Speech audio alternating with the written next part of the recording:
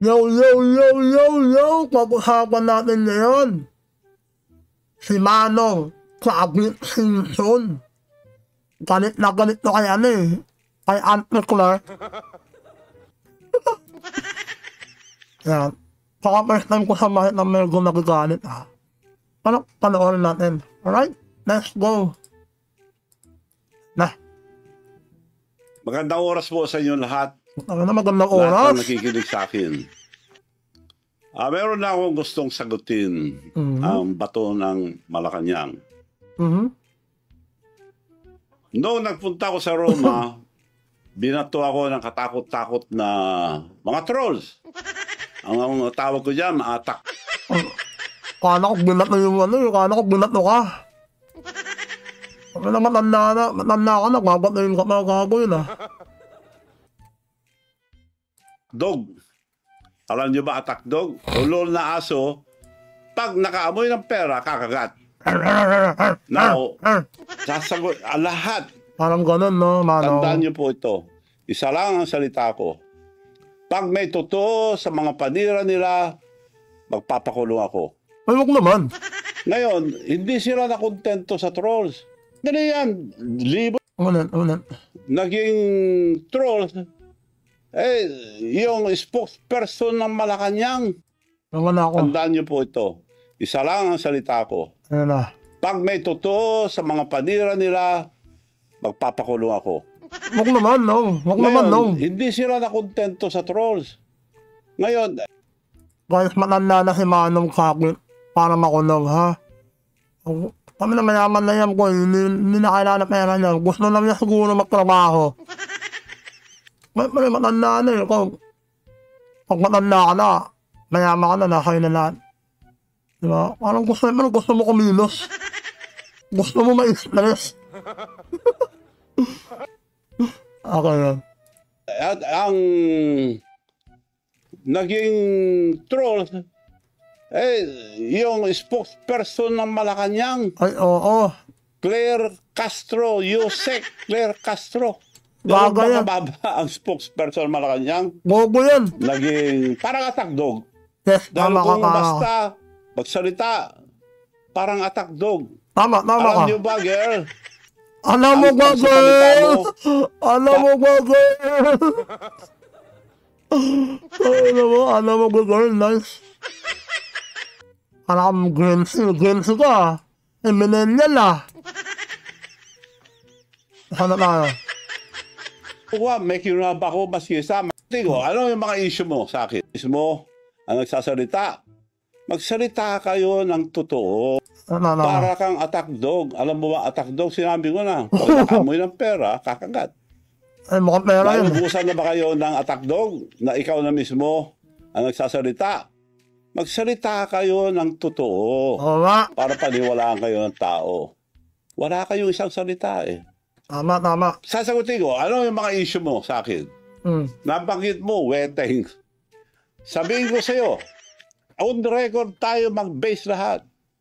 Kung gusto kong weteng, panahon ni GMA, madami akong makukuha. May kinunab ako maskisa, magtanong kayo sa mga may ng STL, yung mga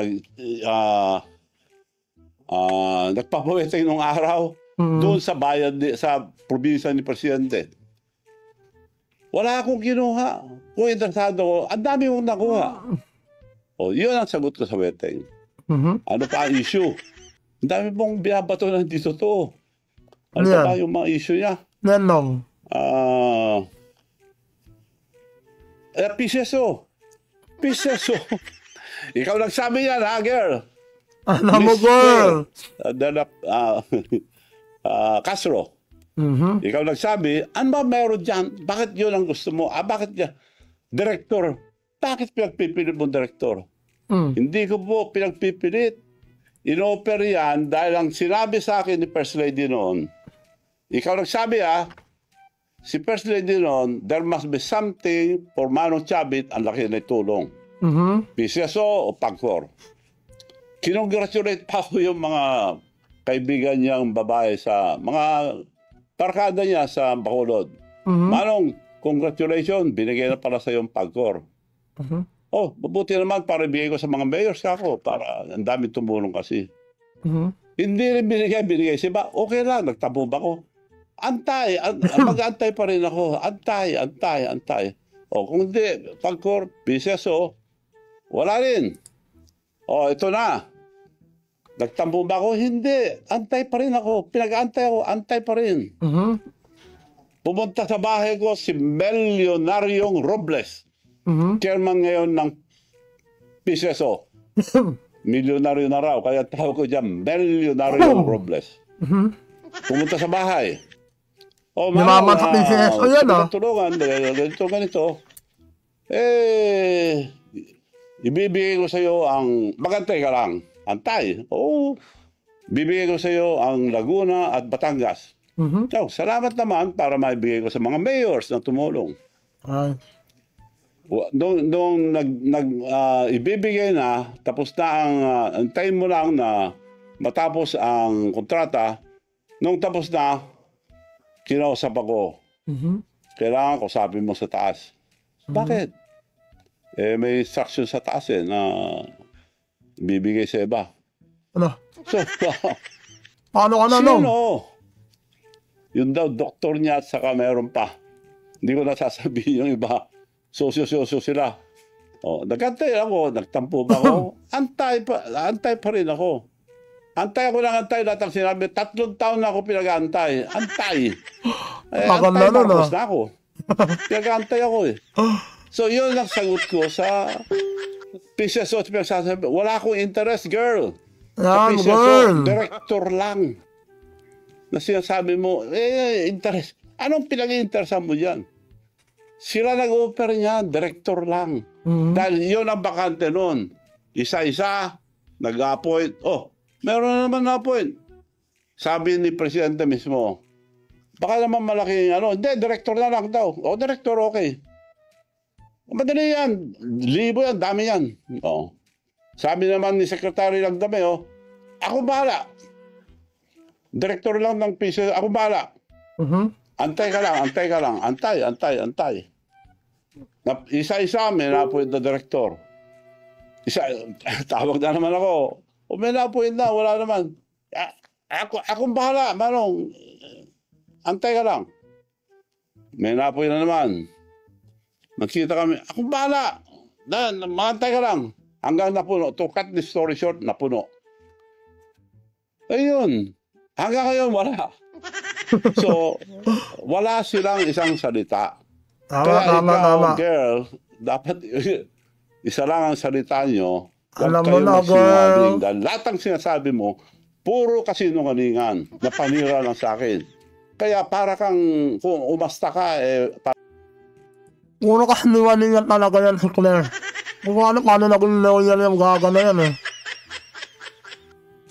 Nanay. Para kang attack dog. Tama. Alam mo na attack dog. Ulol na aso, pag nakaamoy ng pera, kumakagat. Parang ganun na ang tsura mo sa, hindi ka na spokesperson. Tama. Malacanang. So, umayos kayo dyan. Spokesperson supposed to be a professional. Tama. Hindi attack dog. Bago kayo magsalita, i-check nyo muna kung totoo. Puro kasinungalingan yung panira nyo sa akin. Sasagutin ko sa isa. Kung babanatan nyo ako ng mga kasinungalingan, babanatan ko kayo. Lagot ng na. doble. Galit na si Manong. Hindi ko lang nadala yung papel dito. Sa susunod, papakita ko. Senator pa lang. Ang presidente. May kaso na. Yung Napoles. Dinamanda na siya. Nakademanda siya. Pakawa mo nga yun. Kunin mo. Yun ang on record. Ako, binabato nyo, puro haka-haka, puro sali-salita na hindi totoo. Eto, pag nagsabi ako, totoo. Sinong may kaso? Nademanda si Senator Bongbong Marcos. Panahon ni Napoles, kasama siya ron. Sabi ko to, hindi ko sinasabi to dahil lang sa kasinungalingan mo, sasabihin ko lang to. Sige, magsinungaling pa kayo. Eto. Ayan Bongbong Marcos sued for plunder over pork barrel scam. Kami na nakalaminate na yata yan record. Madam Spokesperson. Ay, akala ko nakalaminate na eh. Girl, tingnan mo ito, Ano? girl. Kami nakakapalit na oh. Ito. Oh, Ayun na. Bongbong Marcos sued for plunder. Oh, plunder raft filed versus Bongbong Marcos over 205 pork barrel scam. Yan ang Ano? record. Hindi ko na sana ilalabas to, pero Ano yan, lumiwak ano yata yan, panahon ng Pinoy. Parang panahon yata ng Pinoy yan. So, malaki yung pera na yan, ha? 205 million. Pork barrel, yung sabihin, kanya lang yun. Uy, magnanakaw talaga ito, Lompay. Mana-mana yan? At tuloy. girl, ikaw nag-umpisa, tatapusin ko. Lakot ka, girl. Pagsalita kayo, yung totoo. Ako, sasagutin ko kayo, puro totoo ilalabas ko. Ano ka? So, yun lang po ngayon. Marami pa kayong maririnig. Ay, antayin natin yung mga tagdog. Puro kasinungalingan. Ulitin ko po, kung may katotohanan, yung mga sinasabi nyo sa akin, magpapakulong ako. Huwag naman, no? Hindi ako gagaya. Ako na si Manong Kabit, matanda na yan eh. Ilang taon na ba si Manong? Ilang taon na si Manong Kabit, ha? Kabit. Kaya naman sa pinawanak. Tignan natin kung kailan sa pinawanak. Okay na mo, 1941. Kabit, matanda na. 1941. Hindi, ilang taon na siya? 120? Kakla Manong, ha? Tanda na siya para makulong. Hindi na makukulong yan. So ano, kontento ka na, girl? Mapait. Na wala akong interest sa PCSO. Mapait na si Manong, maraming ginagawang tulong yan. Saka, ano na rin yan, vlogger na rin yan. Manong, harap kayo, gamo ko ng gold bar. Isa lang. Yan. Sila na nga ako. Pinag-aantay-antay ako. 3 taon ako nag-antay. Now, you cannot blame me. Antay-Marcos na ako. Pinag-antay na ako. Silang gumawa sa akin eh. Tama. Gumastos ako. Pumasok. Tinulungan ko sila. Araw-araw kami lang lumalabas. Unang labas pa lang, Presidente, inisulto na ako sa Japan. Sinabi ko na yun, ulit-ulit. Gago naman. Binati lahat na nasa presidential table, pinalala pa yung anak niya, Sandro. Dad, Manong Chavez here. Hindi ako pinansin. Ay, gago. Bastos yun, pero hindi ako nagtampo. Kinausap ko pa rin sila. Disrespect. Nasaktan ako? Of course, nasaktan ako. Oo naman. Dahil Naman tao ako ako, hindi ako plastic. Tama. So, girls, tandaan mo ito. Dahil nakasama ka na sa nag-aatake sa akin, sasagutin kita maski sa anong sabihin mo. Pero magkatotoo kayo. Marami akong ilalabas. Totoo lang lahat. Maraming salamat po. At sa susunod, magkita-kita po ulit tayo. Grabe galit ni Manong Kabit, no? Yari ka, Ate Claire. Upal ko eh. Ako na yung yung halos murahin na ni Kabit na, no? Nahiya na magmura yung matanda. Siyempre matanda na siya.